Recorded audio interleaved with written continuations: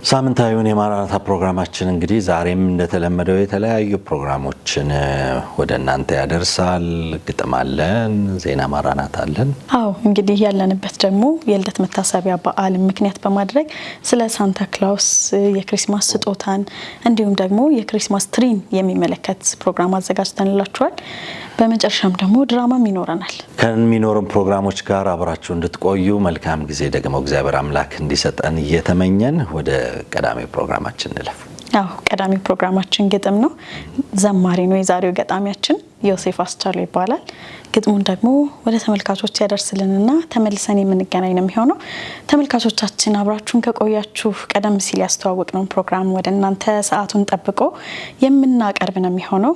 ተከታትለን እንመለሳለን። ውበቷ ጨረቃ ጸጉረ ዞማ ናት፣ ያያት ይመኛታል የራሱ ሊያደርጋት። ያለኩል አይኗ ውብ ሰልካካ አፍንጫ፣ ማንን ላግባ ብትል እልፍ ምታንጫጫ። አመሏም እንደ ወርቅ ማየት ተጣጠፈው፣ ሴት መልአክ ብትኖር ጥቂት ብታንሳት ነው። ሰው ሲመኛት ኖሮ እኔ እጅ ወደቀች፣ ቢያጯት እንደጮኛ ቢያገቧት ሚስት ነች። ግና ምን ያደርጋል አምላክ ተላለፍን፣ እሷ ወደ እናቱ እኔ ደግሞ ልጁን። እሷ ወደ ብጽት እኔ ከምክንያቱ፣ እሷ ከመንገዱ እኔ ከመልእክቱ። እና ላመልጥ ወሰንኩ ብዙ በወዳትም፣ ከፍቅር አምላክ የሚበልጥ ፍቅር የለም የትም። እንዲህ ስል ጠየቅኳት፣ ሰውነንና አንድ ቀን ችግር ይገጥመናል፣ መጸለይ ነው ወይስ መርጌታ ይቀናናል? በአንድ ኢየሱስ አምኖ መዳን ነው የሚሻለን፣ ወይስ ጠበልና ገዳም እንዞራለን? ለየቅል ነው ቅኔው እዚህና እዚያ ያለው፣ ባህሌ ነው ያልሽው አባትሽ የሚፈራው፣ እዚህኛ ቤት ውስጥ ጮሆ የሚወጣ ነው። ሁለት አመላለክ አንድ ኢየሱስ ይዘን፣ ለየቅል ቅዳሴ አንድ እግዚአብሔር አምነን፣ ለማክበር ለማንገስ በነፍስ ለመቀደስ አንቺ 44 ታቦት እኔ አንድ ኢየሱስ። ከ5 ጊዜ በላይ አማላጅ ተብሎ በተጻፈበት ቃል ፈራጅ ብሎ ሙግት ይህን ምን ይሉታል? እኔ ሁላችንም የአዲስ ኪዳን ካህን አገልጋይ ነን ስልሽ፣ ቅርብ አምላክ እያለን ለኃጢአት ንስሐ የነፍስ አባት ቀናሽ። ከስትንፋስ ይልቅ ይቀርባል ያልኩሽን ሩቅ አባረርሽው፣ አባትን ልመና አማላጅ አብስተሽ ባዳ አደረግሽው።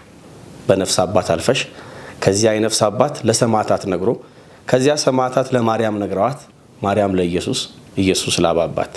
ሰንሰለቱ በዛ ረዘመ እርቁ፣ በልባችን ያለን የልጅነት መንፈስ ምንድነው ማራቁ? አንቺም በጠበልሽ እኔም በኢየሱሴ፣ አንቺ በ44ቱ እኔ አንድ ለነፍሴ። በአንቺ ቤት በአንድ ወር 30 ይነግሳል፣ ለኔ ለዘመኔ አንዱ ነግሶ ቀርቷል። ያንቺ አይን ገድልና ታምራት ይቃኛል፣ ለኔ አንድ መጽሐፍ ቅዱሴ በቅቶኛል። አንቺ ቤት ኢየሱስ ከስሎች አንዱ ነው፣ እኔ ቤት ኢየሱስ ለአይነት አንድ ነው። አንቺ ቤት ለኢየሱስ በወር አንድ ቀን ነው፣ እኔ ቤት ኢየሱስ የየለት መና ነው። አንቺ ጋር ኢየሱስም ከአድባራት ላንዱ ነው፣ እኔ ቤት ኢየሱስም አንድ ላዕላፍ ነው። እንግዲህ ጠባ ያለው ተብሎ አሞራን ከእርግብ ማንሳው ይድረዋል። በምን ጥበብ ዘይት ከውሃ ይዋሃዳል? ከተሳሳተ እምነት እውነት አይቀዳም፣ ቁልፍን ጥሎ ሄዶ ከቤት አይገባም። አውሩ ለተላላው ንገሯት ለዚያች ሞኝ፣ እንዲህም ተብሏል፣ ሰማይ የምታገኘው ሰማይ የምታገኛት ብታጭ ይሻልሃል፣ አይደለም ከሌላው ከአማኝም አማኝ ተብሎ ይመረጣል። እና ወዴ ነፍስሽ ታውቀዋለች መዳኛ መንገዱን፣ ቤተሰብ ፈርተሽ ነው ወይ ማህበረሰቡን? እኔ እንደሆነ መጸለይ ያላቆም ልብሽ እስኪታደስ፣ እስኪደክመኝ ሳይሆን እስክትድኝ ድረስ። እኔ ለመቀጠል ካንቺ ተስፋ ባጣም፣ ኢየሱስ ግን በሰው ተስፋ ቆርጦ አያውቅም። አንቺ ቆንጆ ጉብል፣ አንቺ እንጆሪ ከንፈር፣ ሚስቴ ብትሆኚ እንዴት ጥሩ ነበር። በመውደድ ተዋደን በፍቅር ተስማምተን፣ በፍቅር አምላክ ደግሞ እንዴት ተለያየን። ያላ አንቺ ያልሽኝ እኔም ያላ አንቺ ያልኩት፣ ኢየሱስን ሲዘል ፍቅርሽን ፈራሁት። የምትከታተሉት የማራናታ ፕሮግራማችን እናንተን እያስተማረ እያነቃ ደግሞም በተለያዩ የአምልኮ ዝማሬዎች እያዋዛን ቆይታችን ይቀጥላል ማለት ነው። በድጋሚ መልካም ቆይታ ይሆንልን። ደግሞም በመጪው ረቡዕ የምናከብረው የጌታችንና የመድኃኒታችን የኢየሱስ ክርስቶስ የልደት በዓል መታሰቢያ መልካም በዓል እንዲሆንላችሁ እንመኛለን። አዎ እኛም እንግዲህ እንደዚህ ባበሻ ቀሚስ ደምቀን ወደ ተመልካቾች ቀርበናል። ዋዜማውን በማስመልከት በነገራችን ላይ መሲ የፊታችን እሮብ የጄኤምኤም ቴሌቪዥን ልዩ የበዓል ዝግጅቶችን አጠናቆ ወደ ተመልካቾች የሚያደርስ ነው የሚሆነው። በዚያን ቀን የተለያዩ ለተመልካቾች የሚመጥኑ ቆንጆ አስተማሪ በዓል የሚሸቱ አይደል? አዎ፣ በጣም ብዙ ፕሮግራሞች ተዘጋጅተውላችኋል። ሮቤትም እንዳትሄዱ ምርጫችሁን የጄኤምኤም ቴሌቪዥን አድርጋችሁ እንድትከታተሉን እንጋብዛለን። ወደ ዜና ማራናታ እንለፍ። ወደ ዜና ማራናታ እናልፋለን። ዜና ማራናታ የተለያዩ ዓለም አቀፋዊ ጉዳዮችን በተለይም ደግሞ ከመጨረሻው ዘመን ጋርና አሁን ደግሞ ዓለማችንን በምን ሁኔታ ላይ እንደምትገኝ የሚያሳዩ ትልልቅ የዜና እውነታዎችን የምንዳስስበት ፕሮግራም ነው። ዛሬ ወደ ሀገራችን እኛ ትኩረት አድርገን ከዛ በኋላ ደግሞ ወደ ዓለም አቀፋዊ ይዘት እንሄዳለን ማለት ነው። ዛሬ በዜና ማራናታ የተመለከትነው ጉዳይ ባለፈው ሳምንት ተመልካቾች ለእናንተ ማቅረበን ነበር። የፌዴራል ቤቶች ኮርፖሬሽን በአማኑኤል ህብረት ቤተክርስቲያን ላይ ያነሳውን ነገር በተለይ ደግሞ ከቦታ ይዞታ ጋር በተገናኘ እሱን ነገር ጠቁም አድርገናችሁ ነበር፣ እንድትጸልዩም ነግረናችሁ ነበር። አሁንም ይሄ ነገር ቀጥሏል። በአዲስ ኪዳን መጥምቃውያን ቤተክርስቲያንም በ4 ኪሎ የሚገኘው ተመሳሳይ አይነት የይዞታ መቀማትም እንዲሁም በቢሾፍቱም ያለው ችግር እንዳለ እየተመለከትን ነው የምንገኘው። ይህን ነገር ለማየት አስበናል አይደል? ልክ ነው እንዳልሽው፣ በእነዚህ አካባቢዎች ላይ በተደጋጋሚ በሶሻል ሚዲያም ሆነ በተለያዩ የሚዲያ ተቋማት እየደረሱ ያሉትን ተጽዕኖዎችን በሚመለከት ከቦታ ይዘት ጋር በተያያዘ መቀማት ጋር በተያያዘ ከዚህ ቀደምም በቢሾፍቱ እንደዚሁ ተመሳሳይ ነገሮች ይከሰቱ ነበረ። ከችግሩ ይቃለላል ተብሎ ሲታሰብ እንደገናም ደግሞ እየሰፋ እየሄደ ያለበት ጊዜ ውስጥ ነው የምንገኘው። እንግዲህ በመጨረሻው ዘመን በቤተ ክርስቲያን ላይ የሚመጣ ስደት ቢኖርም አንዳንዱ ነገር ደግሞ በተገቢም ባልሆነ ሁኔታ በተለያዩ የእምነት ተቋማት በሚያስተዳድሩ ሰዎች የሚመጡ ስደቶችም ጭምር እየሆኑ ስለሆነ ይህንን እንግዲህ የሚመለከታቸው አካላት ዛሬም እነዚህን ተጽዕኖዎችን መፍትሄ እንዲያገኙ ጫናን የመፍጠር ስራ መሰራት እንደሚገባው የሚያሳይ ነው። እንደኛ ያላቸው የሚዲያ ተቋማት ደግሞ ነገሩን ወደ አደባባይ በማውጣት ያው ተጽዕኖ እንዲቀር ወይም ደግሞ የመጡት የተለያዩ በቤተ ክርስቲያን ላይ እየመጡ ያሉ ፈተናዎችን ወይም ደግሞ መቃወም እንደሚገባን ማሳያዎች ናቸው ብዬ አምናለሁና እንግዲህ የሚዲያ ተቋማትም የሚመለከታችሁ የመንግስት አካላትም እንዲሁም ደግሞ የአብያተ ክርስቲያናት መሪዎችም በዚህ ረገድ ተመሳሳይ አቋም ኖሯችሁ የአንድ ቤተ እምነት ጉዳይ ሳይሆን ይሄ በአጠቃላይ በፕሮቴስታንት እምነት ወይም ደግሞ በወንጌላውያን አማኞች ላይ የመጣም ጭምር እንደሆነ ልናስብ እንደሚገባን በተደጋጋሚ ተናግረናል። ዛሬም እንናገራለን። ይሄ ጉዳይ የሚመለከታችሁ የህግ አካላት እንዲሁም ደግሞ የእምነት ተቋማት እናንተም ደግሞ ተመልካቾቻችን በዚህ ጉዳይ ላይ የራሳችሁን አስተዋጽኦ እንድታደርጉ ስንል የዛሬው መልእክታችን ነው። ዜና ማራናታ የተለያዩ በዓለማችን ላይ የተከናወኑ ክንውኖችን ወደ እናንተ የሚያደርስበት ሰዓት ነው። ነጻነቱ አቁማ እንደሚከተለው ዜና ማራናታን ታቀርብልናለች። ወደዛው እንለፍ።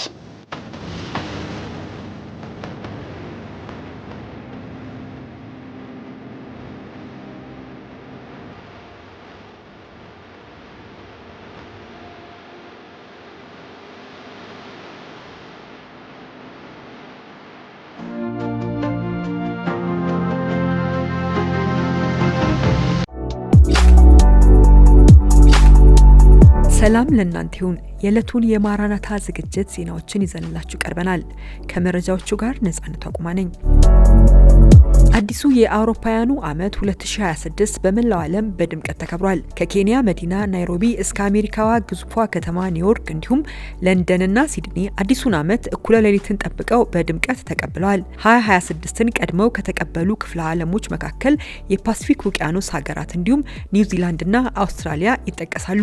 በለንደን ቢግ ቤን በተሰኘው ታዋቂ ደውል አዲሱን ዓመት አስመልክቶ ሲያቃጭል ተሰምቷል። በቴምስ ወንዝ ዙሪያ ደግሞ 12000 ገደማ ርችቶች ተተኩሰዋል። በስኮትላንድ ዋና ከተማ ኤደንብራም እንዲሁም በሺዎች የሚቆጠሩ ተመልካቾች በተገኙበት ደማቅ ርችት ተተኩሷል። የጀርመኗ በርሊን፣ የስፔኗ ባርሴሎና፣ የፈረንሳይዋ ፓሪስ ሌሎች አዲሱን ዓመት በድምቀት የተቀበሉ ከተሞች ናቸው። ግሪንላንድ፣ ብራዚልና ኒውዮርክ ከተቀረው ዓለም ዘግይተው አዲሱን ዓመት ተቀብለዋል። በኒውዮርክ ከተማ ታይምስ ስኩዌር በተባለው ግዙፍ አደባባይ ከ1 ሚሊዮን በላይ ሰዎች በተሰበሰቡበት ነው አዲሱ ዓመት የተከበረው። በሪዮ ዲ ጄኔሮ በርካታ ሺዎች በተገኙበት ኮባ ካባና የባህር ዳርቻ የአዲሱ ዓመት ዋዜማ የተከበረ ሲሆን እኩለ ሌሊት ላይ የተተኮሰው ርችት የከተማዋ ድምቀት ሆኖ አምሽቷል። ደቡብ ኮሪያ ጃፓንና ቻይና ከአውሮፓ ቀድመው አዲሱን ዓመት ከተቀበሉ የእስያ ሀገራት መካከል ናቸው። በዓለማችን በቁመቱ ትልቁ የዱባዩ ቡርጅ ካሊፋ ህንፃዎችም በርችት መብራት ሲደምቁ ታይተዋል። በአዲስ አበባ ከተማም የአውሮፓውያኑን አዲስ ዓመት በማስመልከት ሮብ ሌሊት በሸራተን አዲስ ሆቴል ርችት መተኮሱን የሚያሳዩ ምስሎች የከተማዋ ኮሚኒኬሽን ቢሮ በፌስቡክ ገጹ ላይ አጋርቷል።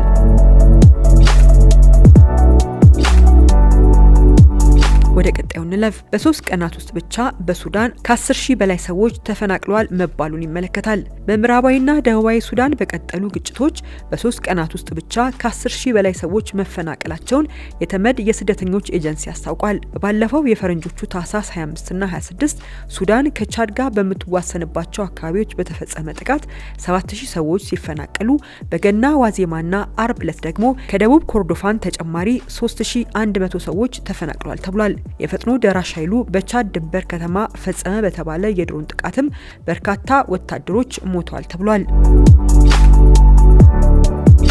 ዓለም ከቀድሞ ጊዜያት በከፋ ሁኔታ በብዙ ግጭቶችና ጦርነቶች ውስጥ እያለፈች ትገኛለች። ኢራን የባሊስቲክና የኒውክሌር ጦር መሳሪያዎች ግንባታ መርሃ ግብሮቿን መልሳ የምትጀምር ከሆነ የሚፈጸምባትን ሌላ ዙር ከባድ ጥቃት አሜሪካ እንደምትደግፍ ፕሬዝዳንት ትራምፕ መናገራቸውን ይመለከታል። ቀጣዩ ዜና ፕሬዝዳንቱ ከእስራኤል ጠቅላይ ሚኒስትር ጋር ለጋዜጠኞች በሰጡት መግለጫ ላይ ኢራን የኒውክሌር ጦር መሳሪያዎችን ለመገንባት ከዚህ ቀደም ኢላማ ከተደረጉት ውጪ ሌሎች ቦታዎችን እየተጠቀመች መሆኗ ከተደረሰበት አሜሪካ ተጨማሪ ጥቃት እንደምትፈጽም ገልጸዋል። ፕሬዝዳንት ትራምፕ ለሰነዘሩት ዛቻ የኢራን ጠቅላይ መሪ ከፍተኛ የፖለቲካ አማካሪ አሊ ሀሚኒ በኤክስ ላይ በሰጡት ምላሽ በኢራን ላይ የሚሰነዘር የትኛውም አይነት ጠባጫሪነት ፈጣንና የከፋ ምላሽ ይሰጠዋል ሲሉ አስጠንቅቀዋል። ትራምፕ ባለፈው ዓመት ሰኔ አሜሪካና እስራኤል በኢራን ላይ በፈጸሙት የአየር ላይ የሚሳኤል ጥቃት የሀገሪቱ የኒውክሌር ተቋማት ፈራርሰዋል ቢሉም ኢራን ግን የኒውክሌር ጦር መሳሪያ እየገነባች አለመሆኑን ገልጻለች። መልሰው ለመገንባት ሙከራ እያደረጉ እንዳልሆነ ተስፋ አደርጋለሁ። የገነቡ ከሆነ ግን ከማጥፋት ውጪ ምንም አይነት አማራጭ የለንም ብለዋል ፕሬዝዳንት ትራምፕ።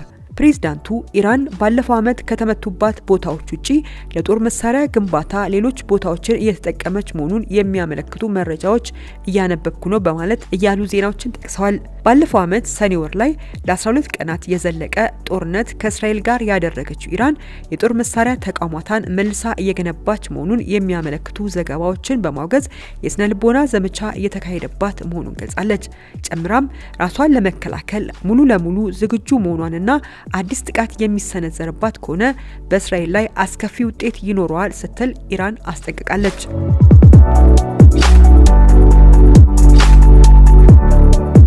ከዚሁ ዜና ሳንወጣ ኢራን እስራኤልና አሜሪካ ጥቃት ከሰነዘሩብኝ ብርቱ ምላሽ እሰጣለሁ ስትል ማሳሰቧን ይመለከታል። ቀጣዩ ዜና ፕሬዝዳንት ዶናልድ ትራምፕ እና ጠቅላይ ሚኒስትር ቤንያሚን ናታንያሁ በማር ኦላጎ ፍሎሪዳ በቴህራን የኒውክሌር ዳግም ግንባታ ስጋት ዙሪያ መምከራቸውን ተከትሎ ነው ቁጣ በአያቶላዎቹ በኩል የተቀሰቀሰው። ኢራን ዳግም ወደ አቶሚክ ቦምብ ግንባታ መግባቷ ከተረጋገጠ ወደ ፍርስራሽነት በፍጥነት እንለውጣታለን ሲሉ ፕሬዝዳንት ዶናልድ ትራምፕ ዝተዋል።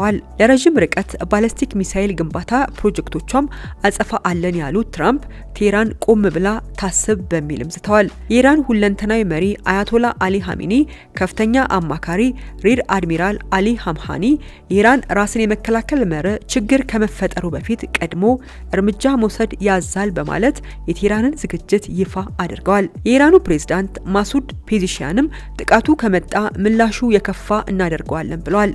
ሩሲያ በበኩሏ ሶስቱም ወገኖች ውጥረቱን ከማባባስ መቆጠብ እንዳለባቸው አሳስባለች። ከዚችው ሀገር ከኢራን ሳንወጣ በኢራን በተከሰተ የዋጋ ንረት ተቃውሞ መነሳቱንና ወደ ተለያዩ የሀገሪቱ ከተሞች መስፋፋቱን ይመለከታል።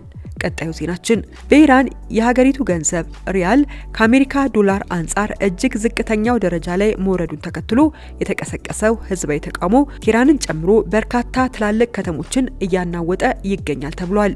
ተቃውሞ በቴህራን ግራንድ ባዛር የንግድ ማዕከሎች በባለሱቆች የስራ ማቆም አድማ ቢጀመርም አሁን ግን ወደ ካራጅ፣ ኢስፋሃንና ሺራዝ ከተሞች ተዛምቷል ተብሏል። ፖሊስ ተቃዋሚዎችን ለመበተን አስለቃሽ ጭስ መጠቀሙ የተዘገበ ሲሆን ሁኔታው ወደ ግጭት እያመራ መሆኑም ተመልክቷል።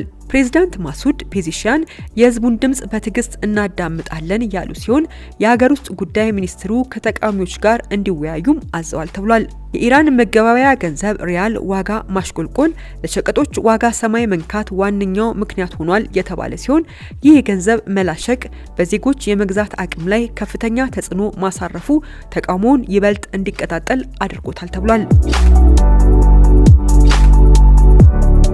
በማድመጥ ላይ ያላችሁት የማራናታ ዝግጅት ዜናዎችን ነው።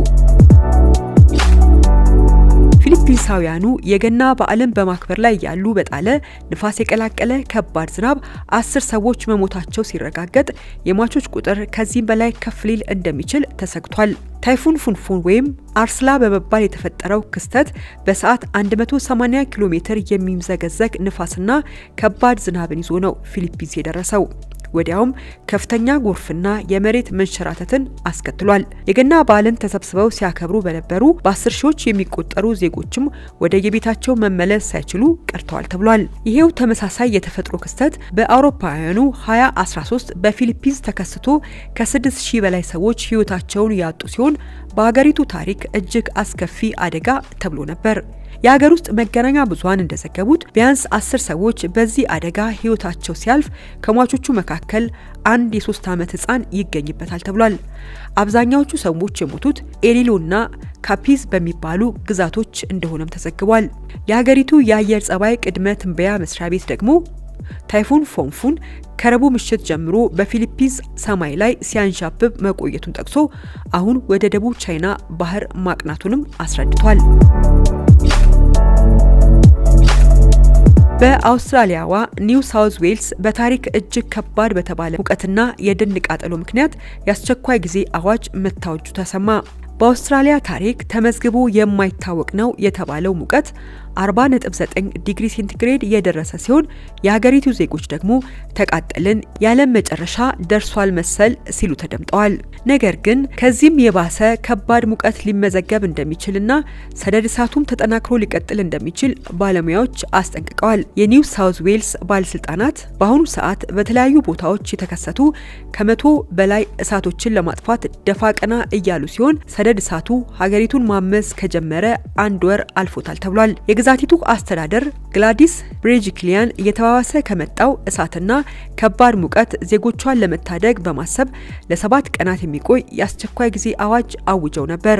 በአውስትራሊያ በተደጋጋሚ የሚከሰቱ የዱር እሳት፣ ድርቅና ከባድ ሙቀት ሀገሪቱ ከአየር ጸባይ ለውጥ ጋር በተያያዘ ያላት ቁርጠኝነት ደካማ መሆኑን ማሳያ ሊሆን ይችላል ብለው የሚተቹም አልጠፉም። ከባድ ሙቀቱ ከየትኛውም ተፈጥሯዊ አደጋ በበለጠ በአውስትራሊያ በሺዎች ለሚቆጠሩ ዜጎች ሞት ምክንያት ሆኖ ቀጥሏል።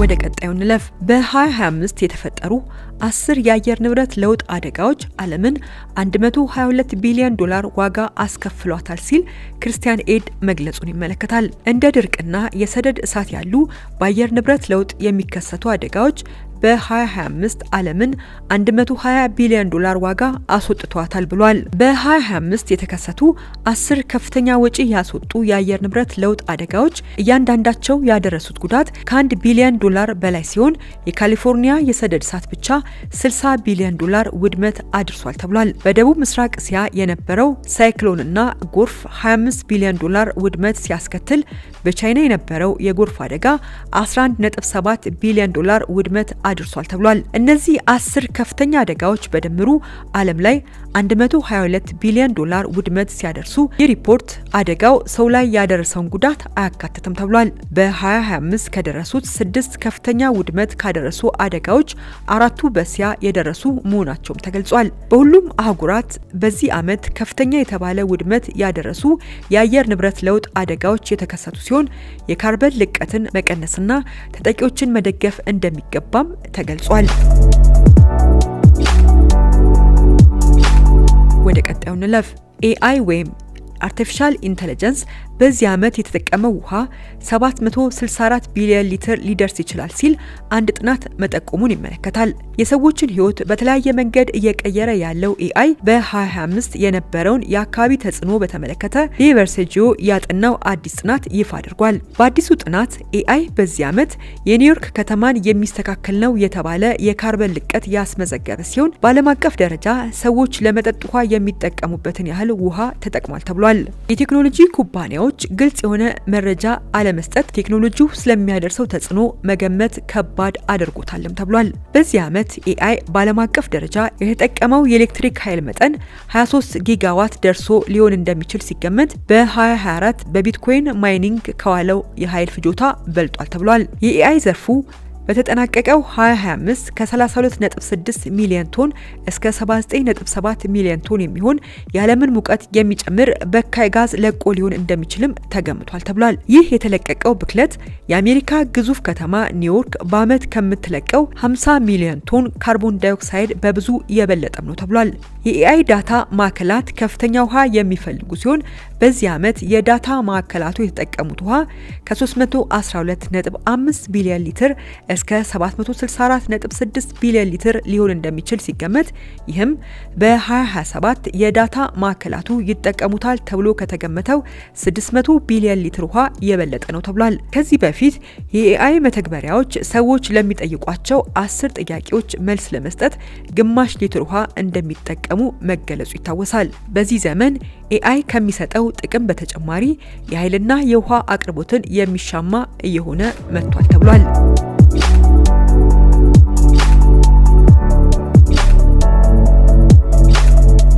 ወደ ቀጣዩ እንለፍ። የአሜሪካዋ ትልቅ ከተማ ኒውዮርክ የማህበራዊ ሚዲያዎች የአእምሮ ጤና ማስጠንቀቂያ እንዲሰጡ ማድረግ ልትጀምር ነው ተባለ።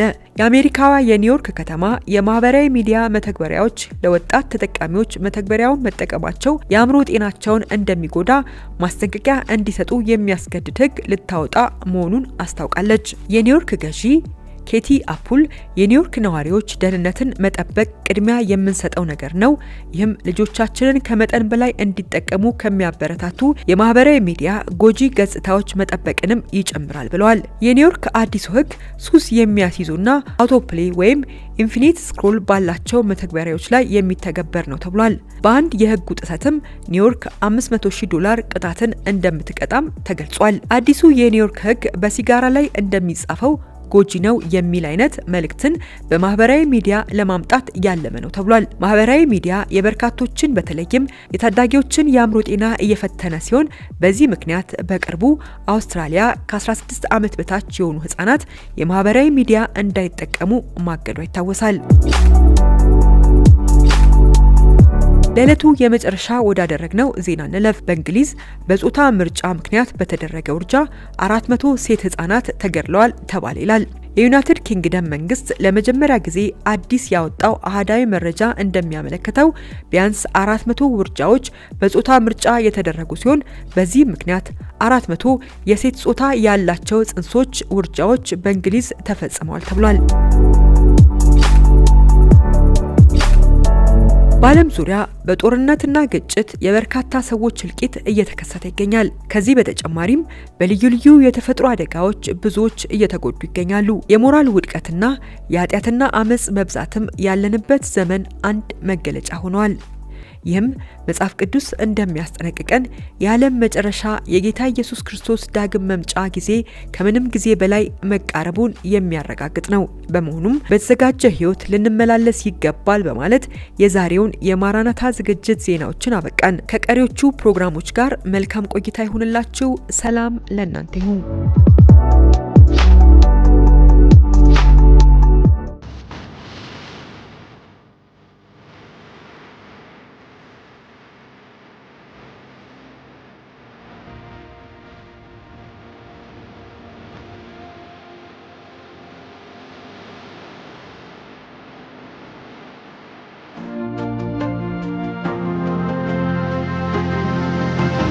የተወደዳችሁ ተመልካቾቻችን እንግዲህ ፕሮግራማችን ይቀጥላል። ቀደም ሲል ዜና ማራናታን ሰምተናል። አሁን ደግሞ ወደ ቀጣዩ ፕሮግራማችን እናልፋለን። ዛሬ የምናቀርበው አንዱና በጣም ብዙዎቻችሁ እንድትመለከቱት በተለይም ደግሞ ከልጅ እስከ አዋቂ እስካላችሁት ድረስ ማለት ነው የፊታችን ረቡዕ የምናከብረው የጌታችንና የመድኃኒታችን የኢየሱስ ክርስቶስ የልደት በዓል መታሰቢያ በዓል ነው።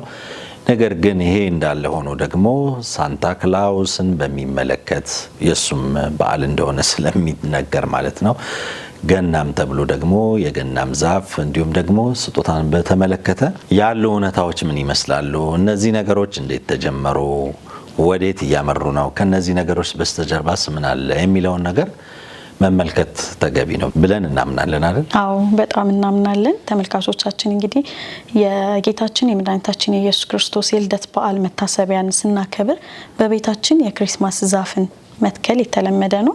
ይሄንን የምናደርግበትን ምክንያት ማወቅ ስላለብን እንዲሁም ደግሞ ከክሪስማሱ ዛፍ ስር ቦክስ አዘጋጅተን ስጦታ ደርድረን ማድረግ ስላለብን ብቻ እናደርጋለን። የተለመደ ነገር ነው በቤታችንና ከዚያም ባለፈ ደግሞ ቀይ አልባሳቶች እንጠቀማለን።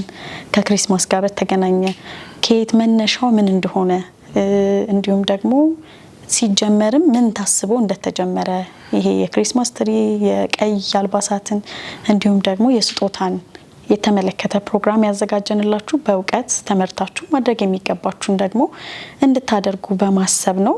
ተመልካቾቻችን እናንተም ቀይ ልብስ በገና ለምን ይለበሳል የሚለውን ነገር ብታዩት ብትሰሩበት ብላችሁ በጠየቃችሁን መሰረት ወደ እናንተ የክሪስማስን በዓል ዋዜማ በዚህ ላይ ያተኮረውን ፕሮግራማችንን ደግሞ እንድትከታተሉ እንጋብዛለን።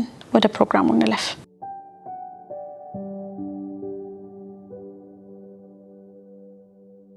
ሳንታ ክላውስ የገና አባት የተባሉት አፈ ታሪክ የተፈጠሩት ቅዱስ ኒኮላስ ከተባሉ በአራተኛው ክፍለ ዘመን ቱርክ ውስጥ ይኖሩ ከነበሩ ቄስ ነው።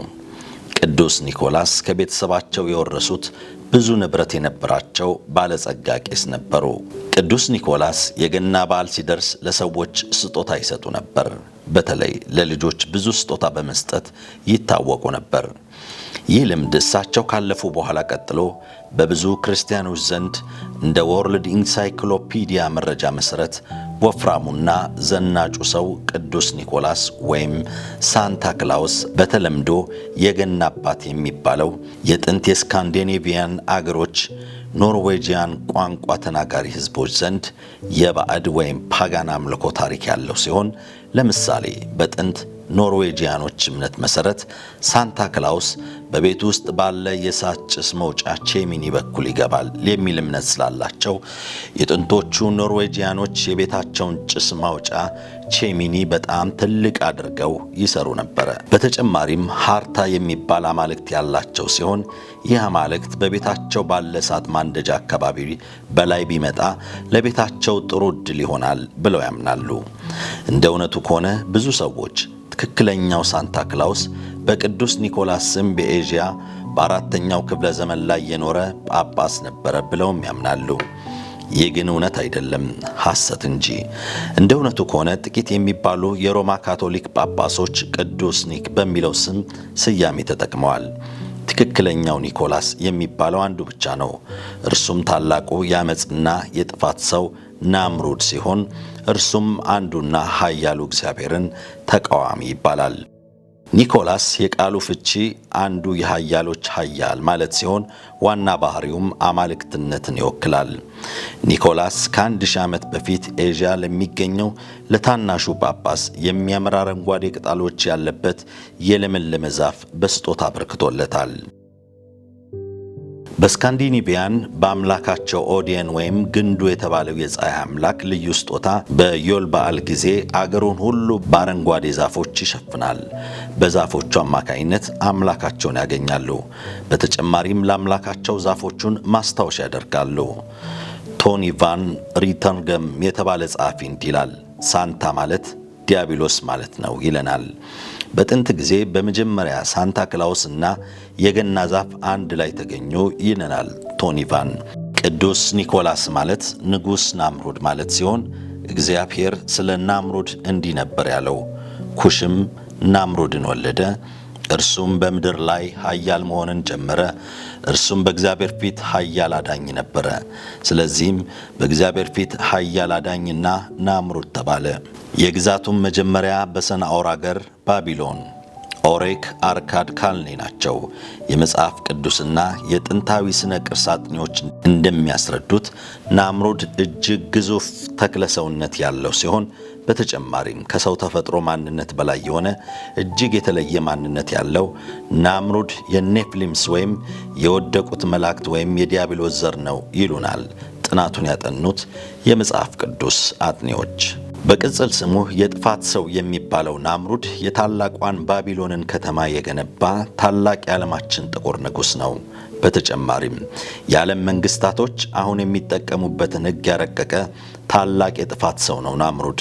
በመጽሐፍ ቅዱስ እግዚአብሔር ስለ ናምሩድ ታላቅ አዳኝነቱ ሲነግረን የሚያድነው የጫካ እንስሳን ሳይሆን ሕዝቦችንና አገሮችን ሲሆን እንደ መጽሐፍ ቅዱስ አጥኚዎች አገላለጽ ናምሩድ ታላቅ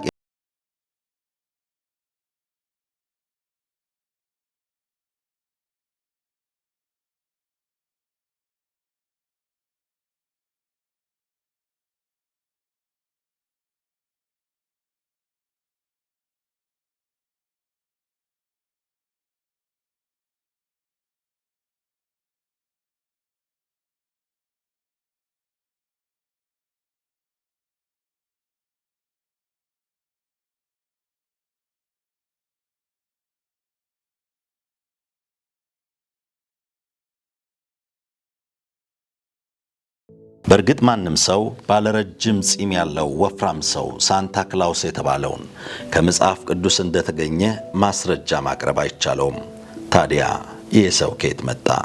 ስለ ሳንታ ክላውስ አመጣጥ የተለያዩ መላምቶች የሚሰጡ ሲሆን አንደኛው ከቅዱስ ኒኮላስ ጋር የሚገናኘው ነው። ምንም እንኳን ድርጊቱ ከቅዱስ ኒኮላስ በፊት የነበረ መሆኑ የተረጋገጠ ቢሆንም ምናልባት እሱን ሰበብ ተደርጎ ከድሮ ልማድ ተዘፍቀው ይሆናል ተብሎ ይታሰባል። ኒኮላስ በቱርኳ ፓራራ በ270 ከክርስቶስ ልደት በፊት ተወለደ። በኋላም የማይራ ጳጳስ የሆነ ሲሆን በ19ኛው መካከለኛ ክፍለ ዘመን ቅዱስ የተባለ ብቸኛ ነበረ። በ345 ከክርስቶስ ልደት በፊት ያረፈ ሲሆን በ1087 አጽሙን ከቱርክ ወደ ጣሊያን የተቀደሰ ቦታ አፈልሰውለታል።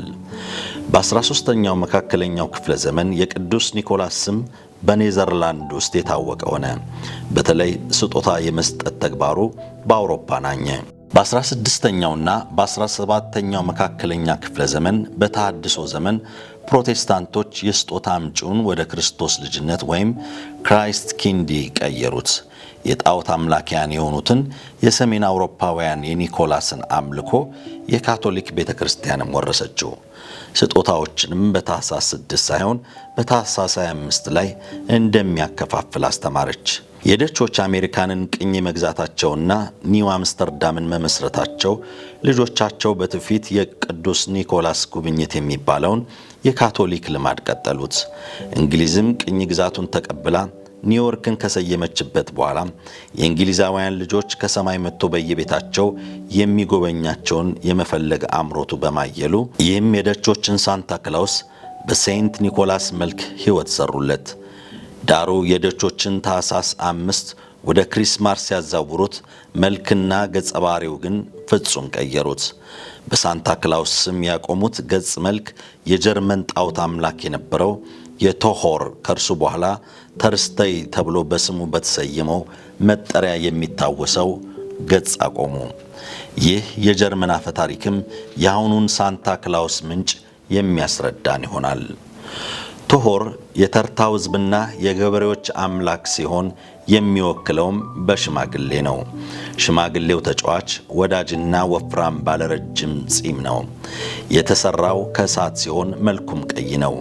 የመብረቅና ነጎድጓድ ድምፅ የሚፈጠረውም በነጫጭ 2 ፍየሎች በሚጎተተው ሰረገላዎቹ ሲጋልብ ሲሆን ከአማልክት በፈረስ የማይጋልብ ብቸኛ እርሱ ነበረ። እጅግ ግዙፍ ከሆኑት ጠጣርና ብናኝ በረዶች ጋር ተፋልሞ የዮሎዎች አምላክ ሆነ። ከግግር በረዶች ላይ በተሰራው ቤተ መንግስቱ በሰሜናዊ ምድር ይኖራል ተብሎ ይነገራል። በቀደሞቹ ጣዖት አምላኪ ነዋሪዎች ዘንድ እርሱ የሚያዝናናና ተወዳጅ አምላክ ሲሆን ሰዎችን ፈጽሞ ጎድቶ የማያውቅ ይልቁን የሚጠብቅና የሚረዳ ነው ይባልለታል። በየቤቶቹ ጣራ ላይ ያለው የእሳት መውጫም ለእርሱ የተመረጠ ሲሆን እርሱም በእሳታዊ አካሉ በእሳት መውጫው በኩል ይወርዳልም ይባልለታል። ዶክተር ሩሶል ከላይ በተገለጸው አፈ ታሪክ ጋር የሚመሳሰል ሐሳቡን በክሪስቲና ሆል የተጻፈውን ጠቅሶ እንዲህ ሲል አስፍሯል። በብዙ ሀገራት የሳንታ ስም ቢለያይም የገጸ መልኩ ግን ተመሳሳይ፣ እርሱም አንድ ምስጢራዊ የሆነ ከተለመደው የሰው አኗኗር ልማድ የወጣ ቤቱም ወደ ሰሜን ዋልታ ወይም በጣም የራቀ አገር ወይም ከሰማይ የሆነ በፈረስ ጀርባ ወይም በአጋዘን በሚጎተት ጋሪ የሚመጣ በምሽት በሚስጥር የሚገለጥ ወይም በክረምት ላይ የሚሰጥ እንደ ጥንቱ ጣዖት የሚጎበኛቸውን ልብ የሚያነብና የተደበቀ ሐሳባቸውንና ድርጊታቸውን የሚያውቅ ነው። ሌሎች የሳንታን ስም ከናምሩድ ጋር ያገናኙታል። በጥንት ጊዜ ናምሩድ እንዴት ይገለጽ እንደነበር በሳሌሚ መጽሐፍ ላይ የተጠቀሰውን ሼልደን እንደዚህ ብሎ ጽፎታል። በረጅሙ የሚወርድ ነጭ ጺም፣ የደመቀ ልብስ፣ የደጋ አጋዘንና የጽድ ዛፍ የያዘ በአየር ላይ እንዲበር ክንፍ የተሰጠው በማድረግ የናምሩድን ስዕል ሲስሉ ይገልጹበታል። በተመሳሳይ በዚህ ዘመን ሳንታ ክላውስ ላይ እንደሚታየው በናምሩድና ሳንታ ክላውስ መካከል ያለው አንድነትን ማስተዋል ይቻላል። ወደ ዘመነኛው የሳንታ ክላውስ ገጽ መልክ ስንመጣ ዋነኛ ተጠቃሽ የዚህ ሐሳብ አስፋፊዎች ከሚባሉት የመጀመሪያው ዋሽንግተን እርቪንግ ናቸው። በ1809 ላይ እንደ አውሮፓውያን አቆጣጠር የልብ ወለድ ጸሐፊ የነበረው ዋሽንግተን እርቪንግ በጻፈው ክኒቸርቦር በተሰኘው የኒውዮርክ ታሪክ የምጸት ድርሰት ላይ ስለ ባለነጭ ጺምና በሚበር ፈረስ ስለሚጋልበው ሴንት ኒኮላስ በደጅ ስሙ ሳንታ ክላውስ በተደጋጋሚ ጠቅሶ ጽፏል። ሌላው በ1822 ላይ ዶክተር ክሌመንት ሙር ይህንን የክኒቸርቦርን ድርሰት አንብቦ የሳንታ ክላውስን ገጸ ባህሪ ዋና መሰረት ያደረገውን ኤ ቪዚት ፍሮም ሳንታ ኒኮላስ የሚባል የግጥም መጽሐፍ ጻፈ። ይህ ድርሰት በመጀመሪያው ቱ ዋስ ዘ ናይት ቢፎር ክሪስማስ በሚለው ስንኝ ይታወቃል። ስንኙም እንዲህ ሲል ይጀምራል። ፍጥረት ሁሉ ዝም ያለው፣ አይጥም ቢሆን ከጩኸቱ የታቀበው፣ ጣራ ላይ ባለው የጭስ መውጫ መቀበያ ተንጠልጥሏል። ተስፋን ይዞ ቅዱስ ኒኮላስ ፈጥኖ ይመጣል በሚል በዚህ ጽሑፍ ሳንታን ከባለ 8 አጋዘን ጋር ቀርጾታል። ከዚያ በኋላ የባቫሪያኑ ሰዓሊ ቶማስ ናስ የአሁኑን ሳንታ ክላውስ መልክ በማዘጋጀቱ ይታወቃል። ናስ በሙር ግጥም ላይ መሰረት አድርጎ ከ1862 እስከ 1866 ባሉት ዓመታት ከ2200 በላይ ካርቱኖችን ለሃርፐር ሳምንታዊ ጋዜጣ ስሏል።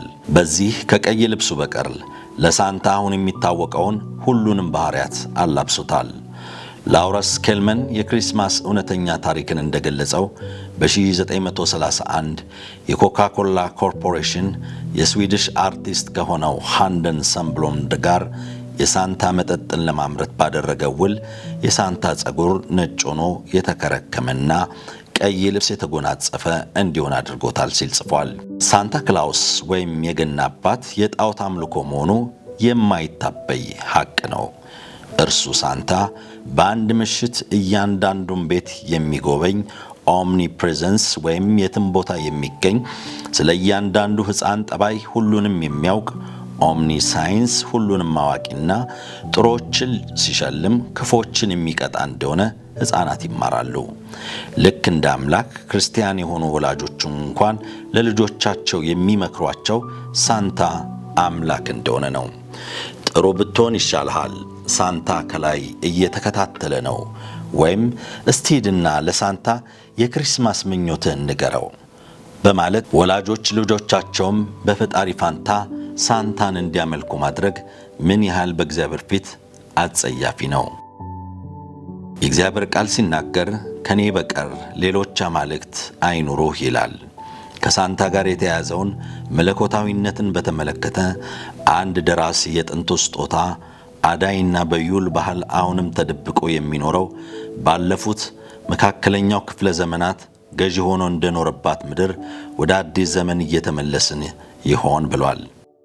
በመጽሐፍ ቅዱስ በኢሳይያስ 14:14 ላይ በልዑልም እመስላለሁ እንዳለው የእግዚአብሔርን ክብር ይገዳደራል። የእግዚአብሔርን ክብሩና ምስጋናውን ይወርስ ዘንድ በጌታም ክብር ይተካ ዘንድ በየዓመቱ በቢሊየን የሚሆኑ ደቂቀ ሕፃናት ልብና አእምሮ ውስጥ ይህንን ቦታ ሳንታ ይዟል። ክፉና ሞኝ የሆኑ ጎልማሶችም ወይም ወላጆች ለሕፃናቱ የሚነግሯቸው መልካሙን ነገሮች ሁሉ ሳንታ እንደሚያመጣላቸው እንጂ ፈጣሪያቸው እግዚአብሔር እንደሆነ አይነገራቸውም ወይም ብዙም አይወሳላቸውም። ወደ የገበያ አዳራሹ ሕፃናት የሚሮጡት ክርስቶስ የታለ የተወለደው ሕፃን ብለው ይመስሏቸዋል? አይደለም፣ አልነበረምም። ለነሱ በክሪስመስ እውነተኛ ጀግናቸው ሳንታ ነው እንጂ ክርስቶስ አይደለም። በልዑል ይመሰላል እንዲሉ መሆኑ ነው።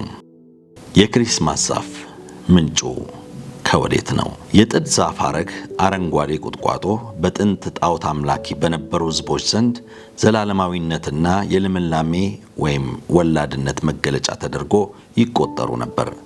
ምክንያቱም እነዚህ በክረምት የማይጠወልጉ ወይም የማይሞቱ ሁል ጊዜም ለምለሞች ነበሩ።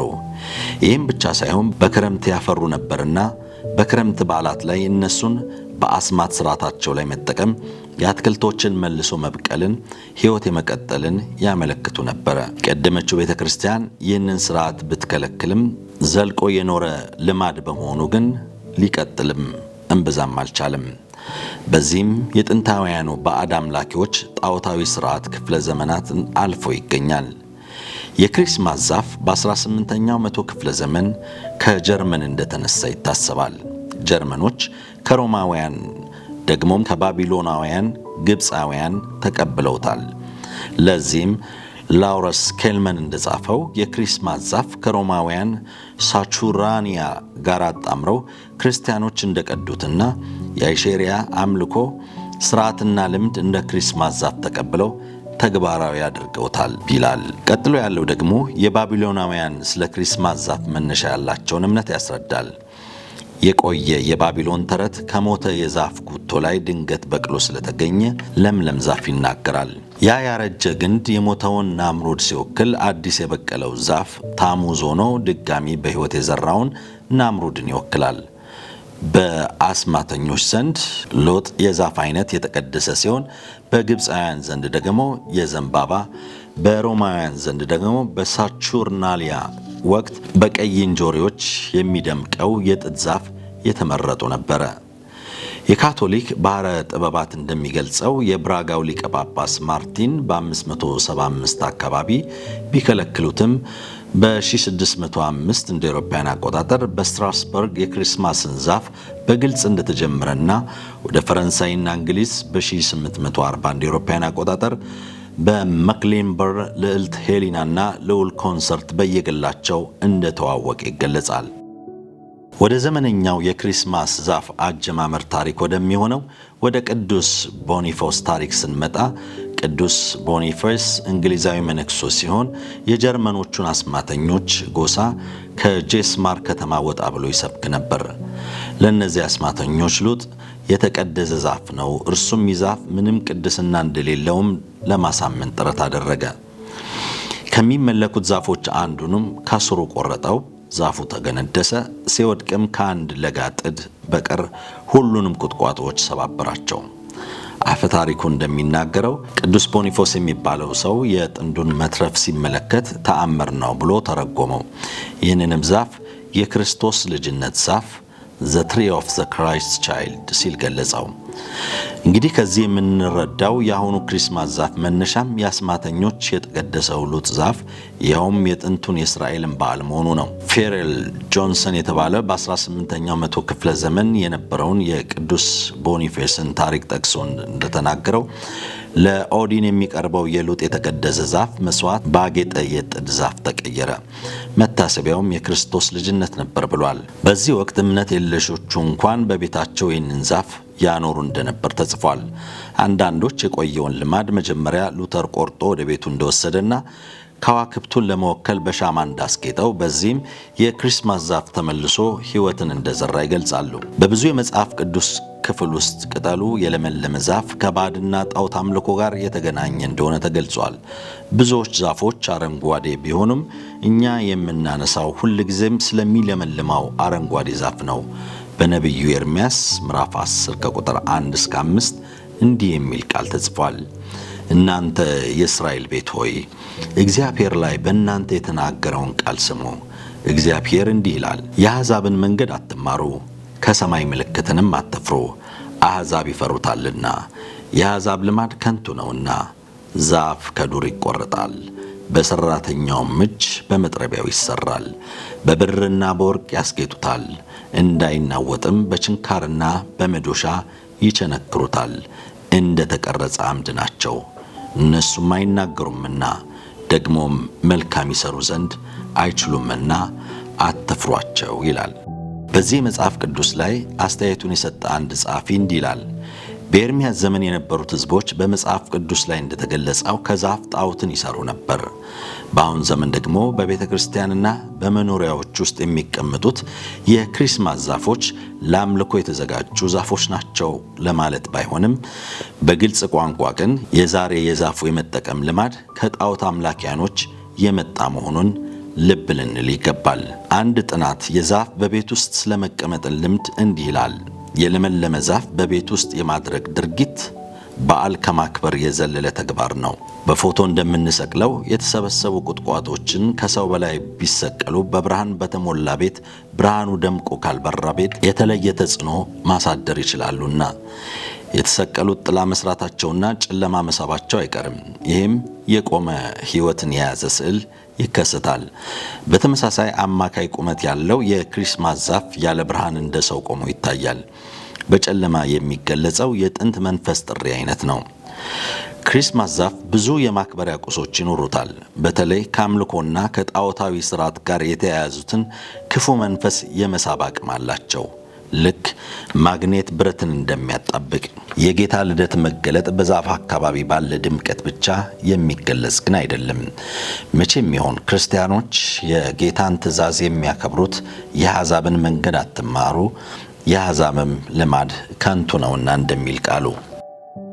ስለ ክሪስማስ ወቅት ስጦታ ልውውጥ ደግሞ ታሪካዊ ዳራውን እንመልከት። ነጋዴዎች ሁል ጊዜ እንደሚያመለክቱት ከዓመታዊ ሽያጫቸው 60 ከመቶ የሚከናወነው በክሪስማስ የገበያ ወቅት እንደሆነ ይናገራሉ። ይህም የሚያመለክተው እጅግ ብዙ ስጦታዎች እንደሚገዙ ነው። ዛሬ ብዙዎች እንደሚያስቡት ስጦታ መለዋወጡ ከመጽሐፍ ቅዱስ እንደተገኘ ነው። ለዚህም የሰብአ ሰገልን ታሪክ ይጠቀሳል። መጽሐፍ ቅዱስ ግን እንዲህ ይላል። ኢየሱስም በይሁዳም በቤተልሔም በንጉሥ በሄሮድስ ዘመን በተወለደ ጊዜ እነሆ ሰብአ ሰገል የተወለደው የአይሁድ ንጉሥ ወዴት ነው? ኮከቡን በምስራቅ አይተን ልንሰግድለት መጥተናልና እያሉ ከምስራቅ ወደ ኢየሩሳሌም መጡ። ወደ ቤትም ገብተው ሕፃኑን ከእናቱ ማርያም ጋር አዩት፣ ወድቀውም ሰገዱለት። ሳጥኖቻቸውንም ከፍተው እጅ መንሻ ወርቅና ዕጣን ከርቤም አቀረቡለት ይለናል በማቴዎስ ምዕራፍ 2 ላይ።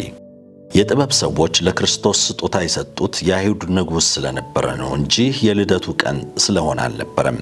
ይሄ ደግሞ በምስራቅ ሕዝቦች ልማድ ዘንድ ወደ ንጉሥም ሆነ ገዢ ዘንድ ባዶ እጅን መቅረብ ፈጽሞ የተለመደ ስላልነበረ ነው። ይህም ልማድ በብሉይ ኪዳንም የተመለከተ ነው። አንድም ሰብአ ሰገል ስጦታ የሰጡት እንደተወለደም አልነበረም። የቀደመውን ምንባብ በደንብ ካየነው ወደ ቤት እንጂ ወደ ግርግም አልነበረም የሄዱት። ቁጥር 16 ላይ ሄሮድስ ከሰብአ ሰገል እንደተረዳው 2 ዓመት የሆናቸውን ሕፃናት እንዳስገደላቸው ይገልጻል። በዚህም ከተወለደ በኋላ እስከ 2 ዓመት በሚቆጠር ጊዜ መሃል እንደመጡ እንረዳለን። በወርሃ ታኅሳስ ብለው በ2 ዓመቱ እንደገበሩለትም ይገልጻል። ለዚህም የልደት ስጦታ አልነበረም፣ የንግስናው እጅ መንሻ እንጂ። የጓደኛሞችና የወዳጃሞች የስጦታ ልውውጥ በመጽሐፍ ቅዱስ ውስጥ አልተጠቀሰም። ይልቁንም ከጣዖት አምላኪያን ልማድ ተቀዳ እንጂ። በበዓላት ወቅት ስጦታ የመለዋወጥ ትውፊት የጀመረው ክሪስማስ ከመጀመሩ በፊት ነው። የጥንት ሮማውያን በክረምቱ የሳቹርናሊያ በዓል ወቅት ስጦታ ይለዋወጡ ነበር ሲል የሌክሴ ጎበር የክሪስማስ ወዳጆች የእጅ መጽሐፍ የሚል መጽሐፍን ጠቅሶ ዶክተር ሩሶል ጽፏል። በመጀመሪያው መካከለኛ ክፍለ ዘመን የነበሩ ክርስቲያኖች በክሪስማስ ወቅት ስጦታዎች አይሰጣጡም ነበር። ተርቱሊኒየም አጥብቆ ይቃወም እንደነበረም የካቶሊክ ባህረ ጥበባትም ያስረዳል። እስኪ በክሪስማስ ወቅት ስጦታ መግዛት የማይችሉትን ከኛ ዘንድ ያሉ ደግሞ ድሆችን አንድ ጊዜ እናስባቸው። ለምን ይሆን በክሪስማስ ወቅት ቁጣና ስቃይ የሚጨምረው? ሆድ ብሶት፣ ቤተሰብ ውስጥ ጭቅጭቅ፣ ብሎም መፍረስ፣ ራስን ማጥፋት፣ ግድያ፣ በተለይም ደግሞ በምዕራቡ ዓለም በክሪስማስ ወቅት እጅጉን ይጨምራሉ። ብዙዎቻችን ከመካከላችን ካሉ ሰዎች ስጦታ በመግዛት አቅማቸውን ሲያደህየው የሚያድርባቸውን ስቃይ ሲናገሩ እንሰማለን።